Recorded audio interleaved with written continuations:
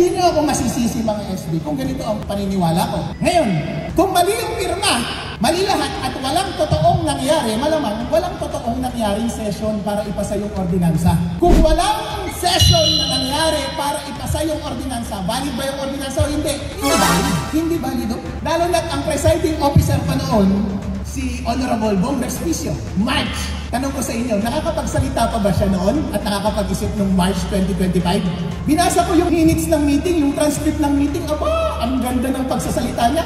Ganito ba siya magsalita? Ang linis, 6 na pages lang, napakakunti.